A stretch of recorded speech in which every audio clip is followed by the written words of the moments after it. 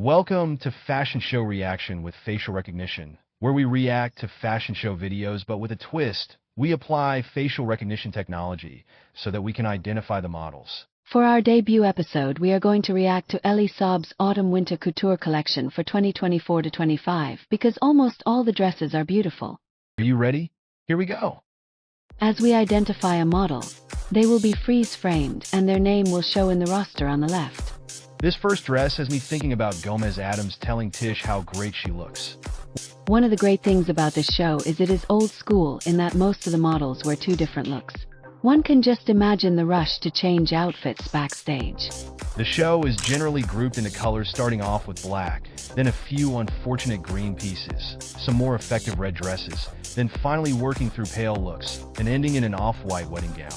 I understand there is historic precedent, but these feathers are a big no for me. But we will see some high-end fabrics later in the show. Oh, here we go. This silhouette is beautiful. No feathers needed. Facial recognition software looks at each of the 30 frames in a second of video and treats them as individual pictures. This is what makes the identifications kind of flicker. You will see as we go through the show that the software sometimes identifies a face in the crowd. Wait, there is some menswear in this show. But can you imagine wearing one of the beautifully fitted dresses we have seen, but then your date is wearing dad casual work pants and a cape? I think any man accompanying a woman in one of these dresses would be wearing a tux. I like how we are now seeing the introduction of some color while still in the black theme. I am not a big fan of the clunky platform shoes some of the models are wearing. The ones in non-platforms look a lot more elegant. While Miho here has legs that would look good in anything. Oh no, we have reached the green dresses. This color would look great on a new Aston Martin Vanquish, but not so good here. Soon here we will get to see the limitations of the facial recognition software. Sometimes it gets confused. Once we identify Shinue, we are going to take this to half speed, so you can see how many misidentifications the software makes. We will see more of this later in the show, as well as some missed identifications. Oh no, not the feathers again. Feathers combined with the green definitely make this the worst look of the entire show. Thankfully we are back to black, but with some color interest in this very texture dress. Things are starting to feel more couture now, even if this piece might be for the gala at the end of Burning Man. Okay, I'm going to give the green a pass this time because Juju is probably my favorite model of the whole show. She has such a classic look, even if the computer has trouble recognizing her. Watch Pauline give a yank to this skirt. And notice that some of the models are having trouble with the hems of the dresses being too long. It looks like Camille's hem is appropriate because this dress is riding up on her waist. Remember we promised to show some misidentifications? Well, here are some examples. Coming in just above our 91% threshold, this is not Jennifer Matias, and this is not Hojing Shui. Even if her slingbacks are pretty sexy. I like this darker green a lot better than the previous lighter green. I wonder if you can have these made by Ellie's team in different colors. Maybe not the black pieces. Here the software failed to recognize Lada, and we had to do an override. Sometimes humans are better than computers. Maybe not this dress in particular, but Elie is doing really great work with transparency in this show. Ooh, I love this mood change, and the red velvet, even if not full of handwork, feels luxurious, and Josephine was a good pick for this look. Here we can see the software can even pick up faces that are smaller in the frame and to the side. Here is a great examples of where I think the clunkier platform shoes take away from the elegance of the dress, even though Carolina the Slashy does a great job. True, but real people who buy these pieces are not going to be 5'11". Here comes the red. And we are also starting to get some very couture-like handwork in the fabrics with the interesting applique here. Okay, wait. Right when we complement the fabrics, we get this piñata dress. Recurring device here is an inverted, transparent V-shape that teases seeing too much, but retains modesty. We will see even more transparent dresses later. And notice we are starting to see a crosshatch or weave pattern in the underlying fabric. Again, would the male date of a woman wearing one of the dresses in this show look appropriate in this outfit? Perhaps they are not meant to go together at all. If we have to have feathers, I much prefer them down low rather than up high. If you are having fun, do not forget to like this video and subscribe to the channel. Note how this red dress has a much more sophisticated fabric than the previous sequined piece. And I like how the bodice fits here. Oh my! We have slowed this look down as it is amazing. This latticework dress and the amazing Tammy Williams make this our honorable mention for best look of the show. The sleeves are fantastic and really show off the external fabric. This would be a great dress for a classy pop star. Back to red sequins and feathers, but this look puts them together better than the prior pieces. Moving into a more older woman look that fits a couture customer, we're going to see both the computer and us get stumped on identifying a model. This will happen again in the parade. What do you think of these neck bows? They would be great to cover up an unfortunate neck tattoo you got one summer in Ibiza. Okay, here comes something that's completely different other than the gloves. Much younger look that again plays with transparency in a very teasing manner. Check out this juxtaposition. They have put the absolutely fresh-faced Vika in a dress that a 65-year-old couture customer would love. Oh no, here we go again with the computer getting very confused.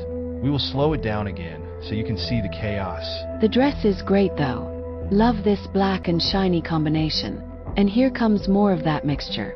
This neckline seems like it might allow for tailoring for a more busty buyer, whereas some of the others do not. Finally, we have menswear that feels like it fits with the dresses. Same black and silver mix in a somewhat conical silhouette. Here Elie is taking the shiny up so that it almost overwhelms the black. Not sure about this one, but Lena absolutely saves it. Don't forget to like and subscribe. We have another lattice-based piece that, while not as good as our honorable mention, is a great dress that combines uncovered shoulders and arms with transparent legs, but is modest overall. But I have never been a fan of the stiff bodice that stays still while the wearer moves around inside of it. Seems like it would be uncomfortable. Here we go with the pale looks. Have to say, the feathers work better here. Maybe because a black or green bird is a little scary. And here is our first costume change. You will recall that Isa opened the show in black. And wow, look at the skirt on this dress. Transparency is in full use in this look. Another stiff bodice with a model inside of it. But it is an interesting purple color. The way Lulu is holding her arms is odd. Back to pale, and we are starting to get to styles that feel more appropriate for an older buyer who can afford a couture gown. Oh, the purple is back, and to much better effect this time. This look is absolutely gorgeous. Maybe more so without the neck bow. And more purple in a style that would be great for a couture age buyer.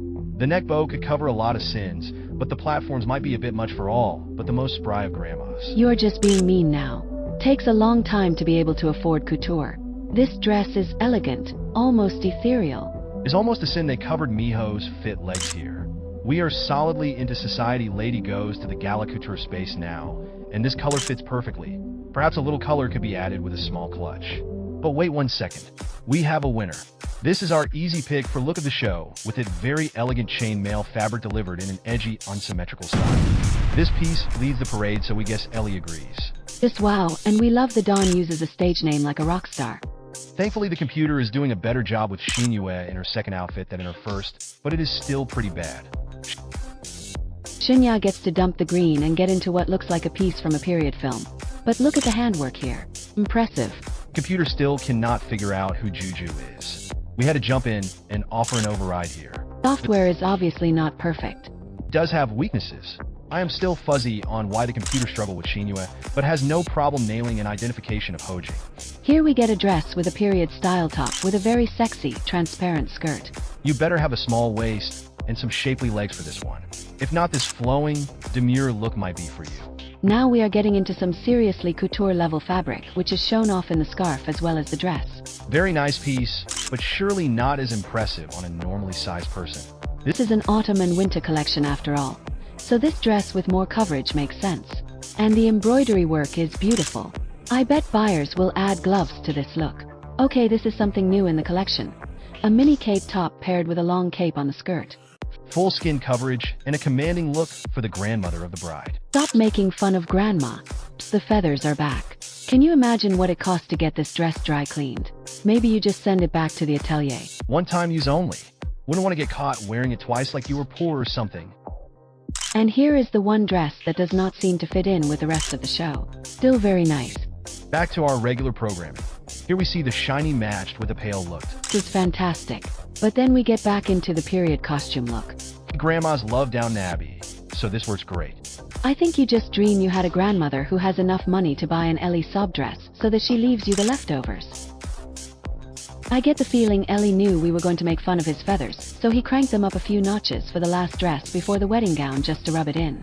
Honestly, these are my favorite feathers so far. Not so sure about the prominent outline of the undergarment though. Even though this off-white wedding gown was beautiful, we are not into weddings much. Amen. So let's get right to the parade and see what the facial recognition software can do when there are more people in the frame at the same time. This will be a great test for the facial recognition. Hey, wait a minute. We have a new model we have not seen so far. The computer is drawing a blank on her, so we used our human brains to identify Mary manually. Check out how the software can identify more than one person at a time. We made a great decision keeping Tammy in the same look. It is amazing. Check this freeze frame out. 3 faces at one time. Even with its shortcomings, the facial recognition software is pretty amazing. This has been a lot of fun to learn the names of these fantastic models. But wait, it also fails identify a second model we have not seen so far here in the parade. That makes 2 we cannot identify. Let us know if you enjoyed applying facial recognition to a fashion show. I know. See you next episode.